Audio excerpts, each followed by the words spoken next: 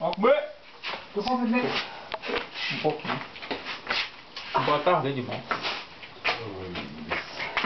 Olha.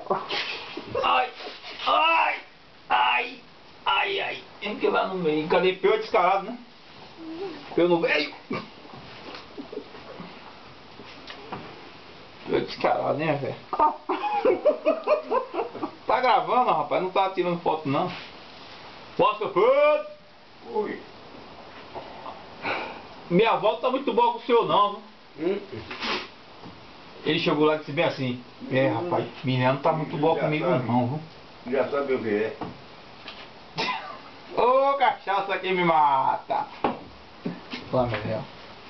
Lembrança lá ao pessoal lá em casa, né? Tá gravando, porra, fala aí. Aí chega lá o pessoal vê. Vê. Você falou. É? Ah, daí, rapaz, não fala isso não. Fala sim, rapaz. Não fala isso não. E como você comprou um compadre de aí? Comprei mais realmente o...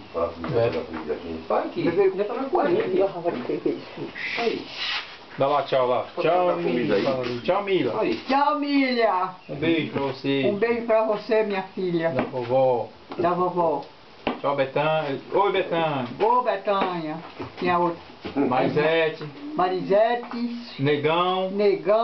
O descarado do Peu. Olha, Descarado do Peu. O do Pepeu, porque eu dei o meu presente hoje não me deu, ele jogou por causa disso. Ana. Fala com Ana. Que Ana como é? Como é mesmo que eu ia dizer?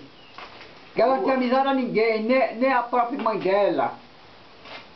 Ela tem que roubar uma hora para vir ver sua mãe e ver seu povo dela. Que ela não tem conta que quem falou mal dela. Quem falou mal dela é porque é descarado, também tem filha. Pronto. Quem ama, Fafã? Quem ama?